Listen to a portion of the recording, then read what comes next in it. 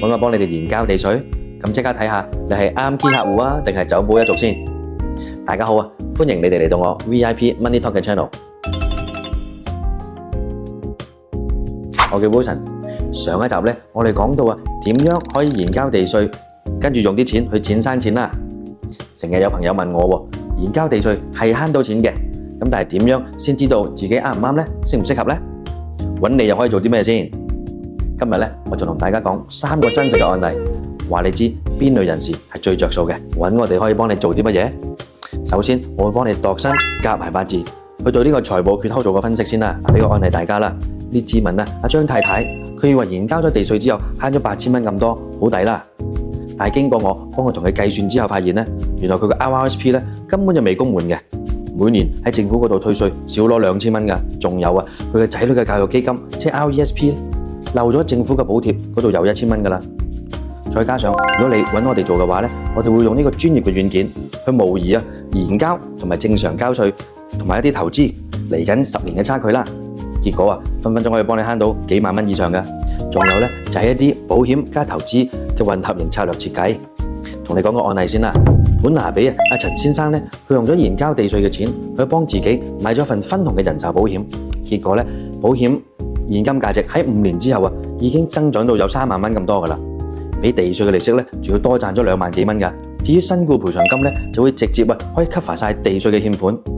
咁將來仔女承繼個物業嘅時候，咪唔會有壓力咯。我哋仲會根據你嘅年齡啦、風險偏好啊咁樣去搭配一啲年金同埋啲保本基金有實力嘅，做一啲防守型嘅組合。而第3樣可以幫到你嘅嘢呢，就係成為你嘅長期稅務嘅拆彈專家先啦。研交地稅嘅利息啊，會變為遺產嘅負債啊，我就會幫客戶設計用呢個終身儲蓄保險嘅賠償金嚟抵消所有嘅欠稅。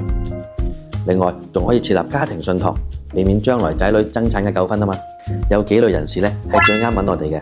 第一類人士呢，就係譬如你年薪係10萬啦、20萬或者更多嘅高稅階打工皇帝嘅話呢，我哋會教你點樣將慳翻嚟嘅地稅錢投放喺免稅戶口啊、RRSP 呢啲地方。首先就慳多啲稅先啦，再將啲資金免稅咁樣增值。第2種人士呢，就係你有啲物業想留翻俾仔女嘅家長，我哋會教你點樣用啲特別嘅保險工具嚟鎖定呢個還款嘅能力，防止將來被逼要賣樓咁樣啦。第3類嘅人士呢，就係啲現金流比較緊張嘅打工一族啦，每月要靠出糧，仲要捱貴通脹嘅喎。研交咗翻嚟嘅錢呢，我哋會教你點樣可以自製去做啲被動嘅收入俾自己。咁又有邊啲人士係唔適合嘅呢？第1種人士就係嗰啲你諗住短期之內就賣咗層樓嘅炒樓王啦。研交咗嘅利息加埋啲經紀佣咁樣，分分鐘你可能會蝕過炒樓差價㗎。仲有嗰啲就係想 all in 比特幣嘅冒險王啦。因為而家暫時政府呢都係唔會接受我哋用啲加密貨幣嚟還地稅㗎嘛。咁究竟點樣開始呢？